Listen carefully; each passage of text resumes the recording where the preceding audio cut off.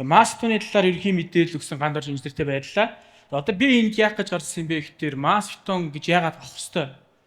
Бидний энэ өнгөрсөн жил нийлүүлсэн Mastodon яаж өгсөн, ямар хөө туршлагаар бид нар нийлүүлсэн гэсэн талаар ярих гэж ерөнхийдөө гарч ирээд байж байна.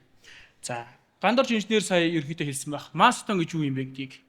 Mastodon гэдэг маань ерөнхийдөө томоохон хэмжээнд цул бүтээц хэлээд байгаа. 80 см буюу түүнээс зузаантай суур болон том хизэл бүгд Mastodon болох гэдэг байна. Тэгэхээр одоо үндсэндээ Монгол улсад баригдаж байгаа 10 давхар буюу түүнээс барилгын бүх суур Mastodon болох гэдэг байна. Гэтэл бид нэр яг энэ Mastodon гэдэг ойлголтоор Python авч чадж байгаа юу гэдэг асуудал үүсгээд байна. Яагаад заавал Mastodon гэж тусдаа ингэж сонголт гараад байгаа юм бэ гэдэг асуудал гарах гээд байна. За, Mastodon дээр үүсдэг хамгийн том асуудал бол ерөөдөө температурын асуудал. Гадаад болон температурын зөрүүнөөс хамаарат Python дээр хагарал үүснэ. Тухайн хагарал маань тухайн тутсан бүтээстэй хортой нөлөө үзүүлдэг болохоор Mastodon гэж яриад байгаа. Гэхдээ Mastodon дээр бол эхнээсээ анхны орсноорон төлөхөөс гадаад бид нар анхаарах хэрэгтэй болчиход байгаа. Гэтэл өнөөдөр бид нар яг үндэ ердийн хэрэглээний Python буюу таварын Python зүгээр л 250 марк юм уу 350 400 марк Python Mastodon дээр аваа явуулдаг. Энээс хамаарат бидний цутгаад байгаа нөгөө нэг том өндөр барилгын суурь маань ямархуу идэл хэмжээнд ороод ямархуу бүтцийн өөрчлөлтөнд ороод магадгүй нас чатанд төлөөж байгааг бид нар болчих чадахгүй болчиход байгаа. Гэхдээ манай компани зүгээс яриад зорилго болгоод байгаа юм бол зориултын дагуу тухайн бүтээц хийц шин чанартан зориулсан Python-ыг л нийлүүлэх гэж яриад байгаа одоо өнгөрчлөөс. Энэний хүрээнд бид нар Mastodon гэдэг бол яриа яваад байгаа. За, гэхдээ Mastodon-ыг хэрхэн амжилттай биелүүлэх вэ? За, бидний хувьд өнгөрсөн жил 12 сард нийт 7000 м Python нийлүүлсэн байгаа Mastodon. Энэ суурин дээр тавьжсэн шаардлага маань гэвэл дээд халалтын температур 70 градус, дотоод болон гадаад халалтын зүүр нь 20 градус хэтэрхүү байх ёстой гэсэн шаардлага тавьж ирсэн. Цутгалт өөрөө 68 билүү 65 цаг хүрэх ёстой байсан. Манай зүгээс бол энэ цутгалтыг 58 цагийн хугацаанд дуусгасан байгаа. За, гэхдээ зөв орц найрлах гэж ярих гэдэг юм. Зөв орц найрлах гэдэгтэр юу ярих гэдэг юм бэ гэхээр бид нэр хэрэглэгчтэй лабораторийн туршилтаас ахгуулаад тухайн таны техникийн шаардлагаас ахгуулаад эцсийн орц найрлага гаргаад талбай дээр очиж бүтээгдэхүүн болох хяналтыг бүгдийг бид нэр санал руу явуулж байгаа. Орц найрлага дээр яагаад анхаарал тавих хэрэгтэй юм бэ гэхээр Python зурмаг өөрөө халж ийн гэж ярьж байна. Температур нь өсөөд өгнө гэж ярьж байна. Тэр юунаас олж өсөөд байгаа юм бэ гэдэг асуулт гардаг юм. Python зурмаг өөрөө бичих явцдаа гидатацийн дулаан үүсэж байгаа. Тэр үүсэж байгаа гидатацийн дулаанаас хамаарат дотоод халалт гэдэг юм үүсэж байгаа гэсэн. Энэ тохиолдолд бид нар яах ёстой юм бэ гэдэг асуулт болчиход байна. За, хамгийн ихний аргачлал бол ерөнхийдөө бол Mastodon дээр хэд нэртэй аргачлал байгаа. Барилтуулагч материал буюу тэр халалт өгөөд байгаа цементийн оцлтыг боломжит хамгийн бага хэмжээнд орцоо төлөвлөхөөс бид нар эхлэх хэрэгтэй болчиход байгаа. Дараагийн асуудал нь болох тэр удаашруулж нэмэлтээ тухайн суурин дээр авахгүй юу гэдэг асуудал. Мөн тухайн зүтгэж байгаа бүтээс тэр хөргөлтийн систем суурилах уу гэдэг асуудал ярих гэдэг байна. Тэгэхээр зөв орц норм төлөвлөлт гэдэг нь бид нар тэрийг ярих гэдэг байна. Бид нар хэрвээ C40 ангийн Python цемент нь магадгүй 430 та байгаа тохиол бид нар тэрийг хамгийн боломжит бага хэмжээнд бид нар оцсон төлөвлөж өгье эхнээсээ. Төлөвлөсөн орцын дагуу бид нар үйлдвэрлэлийн туршилт, лабораторийн туршилт, давхар тухайн бүтээс дээр нь хүртэл туршилтыг хийж өгье. Ингэснээрээ таны авж байгаа Python зураг маань өөрөө найдвартай болно шүү. Илүү онлын үнэлэлтэй болно шүү гэдэг үнэлэлтээр хэлэх гээд байгаа. За, бид нар өнгөрсөн жил нийлүүлсэн суурин дээрээ зориулаад бид нар за энэ баг Монголд хамгийн анхлах гэж хэлэх баг. Тухайн бидний зүтгсэн суур бол нийт 2030 м квадрат талбайтай 3.5 м-ийн өндөртэй тийм суур байгаа. Нэлээд томоохон барилгын суур. За, бид нар тухайн лабораторид туршиж баталгаажуулсан орцоо үлгэр бидэж бид нар бодит практикт бид нар хайцуулж үзсэн байгаа. Дөрвөн янзын бид нар орцоор ерөнхийдөө бол хайцуулж үзсэн. C35 45 ангийн Python-оор бид нар Python зураг нийлэх хэрэгтэй байсан. За, control анги бослооник гэдс нэмэлт үеийн үнэтэй 20% 20 удаашруулагчтай 30% гэсэн бид нэр 4 янзын орцоор төсөлж үзсэн. Тэгэхээр та бүхэн төсөөлөө үзтээ 3.5 м-ийн өндөртэй тийм үлгэр бэлдэнэ гэдэг. Тэрийг 4 шигийг бэлдээд бид нэр тухайн үлгэр дээр энэ яг суурьтай нийлүүлсэн гэсэн үг. Хэр хэмжээний халалт үүсэж байгаа юм бэ? Бидний энэ лабораторид туршаад гаргаж авсан орц маань яг бодит практик дээр энэ болж байгаа юм болохгүй юу гэдгийг үзэхийн тулд бид нэр энийг хийсэн байгаа.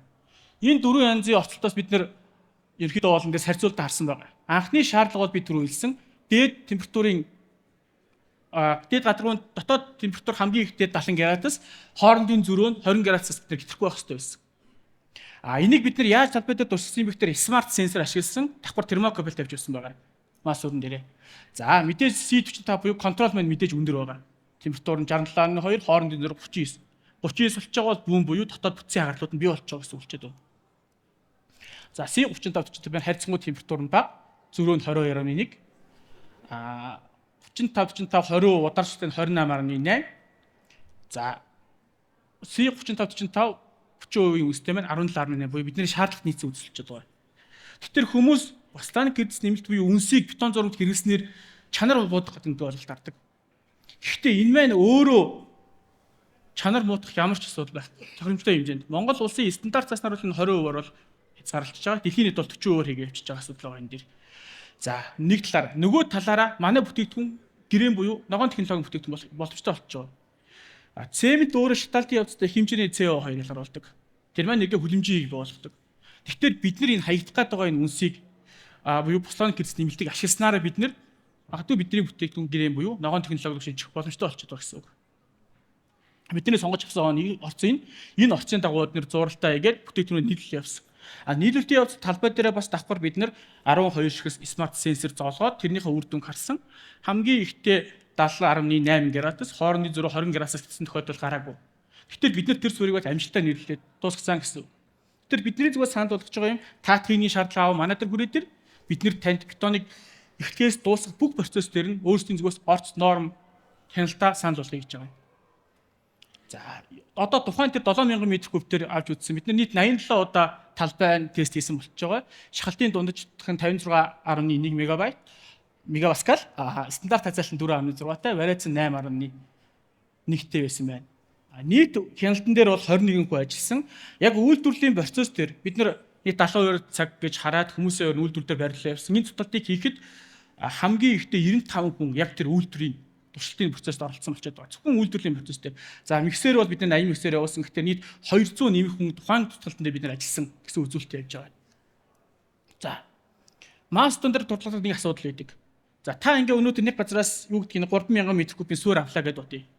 Магадгүй нэг үүснээс авлаа, нөгөөх маань тухайн цуталтыг 40-50 цаг, магадгүй 50-60 цаг хийхийг би үүсэхгүй байна. Энэ тохиолдолд ямар асуудал гарах юм бэ? Тухайн цутгаж байгаа бүтээц маань өөрөө joint үүсэн, заатал үүсэн, залгаа үүсэн. Тэрнээс хамаараад тухайн бетон маань нэгэн төрлийн гэдэг байдал нь байхгүй болчих гээд байна. Тэр манай зүгээс санал болгож байгаа юм бол бид нар Улаанбаатар хотын хэмжээнд үндсэн 2 байршил дээр 3 үйлдвэр буюу цагт 240-оос 300 м3 бетон нийлүүлэх боломжтой болчиход байгаа. Гэхдээ бидний хувьд бол энэ өндөр бүтээмж. Магадгүй та өөр газраас 40 цаг 50 цаг авах гэдэг бетоныг бид нар 20 цаг өгье. Ингэснээр танд тэр тухайн талбай дээр ажиллаж байгаа хүн хүч бус талд эдийн засгч нэлээд ашигтай байдлаар гарч ирэх гэж бодож байна. Мөн биднэрт хангалттай хэмжээний түүхэд материал агуулхад байна. Манай бүх үйлдвэрүүд өвөл ажиллагаар дулаалаад бэлдсэн үйлдвэрүүд байдаг.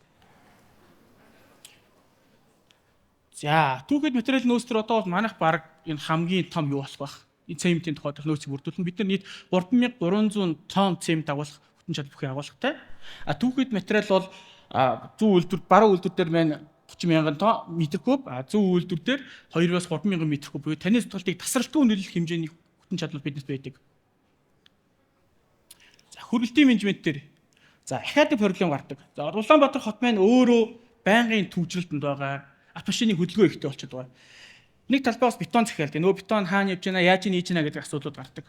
Бидний энэ цутгалтан дээрс энэ асуудал гарсан. Цутгалт маань өөрөө хотын төвд нэлээд хүндрэлтэй нөхцөл үүсгэх асуудал гарах боломжтой болчиход байсан.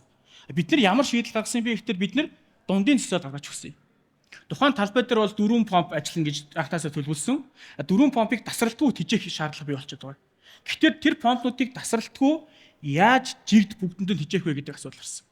Бидний зүг шийдэл болгосон юм бол тухайн захиалагчтайгаа ярьж байгаа дундын төсөөлөг бий болгосон байна. Энэ дундын төсөөлөл төр 25-30 миксер бол багтсан. Тэгэхээр энэ дундын төсөөлөөсөө бид нар талбай руугаа байнгын тасралтгүй нийлүүлэлт хийж чадсан. Ингэснээр тухайн тэр суурийн цутгалтыг бид нар амжилттай төлөвлөсөн хугацаанд дуусгасан гэж үзэж байгаа юм. За, миний ярих юм ерөнхийдөө дуслаа. Тэгээд ерөнхийдөө яагаад масс бетон гэдэгт та бүхэн хараад үзээрэй. Яагаад бид нар масс бетон гэдгийг өнөөдөр яриад байна вэ?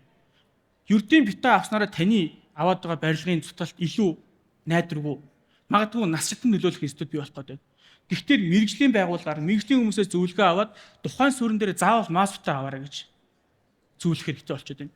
Масс бетоныхоо ос нормыг зөв тодорхойлоод тухайн сууриндаа бетон аваа яваарай. Энэ нь танд дараа нь гарах эдийн засгийн хувьд ч гэсэн илүү эерэг өөрчлөлтийг танд авчрах байх гэж бодож байна. За, ингээ баярлалаа та.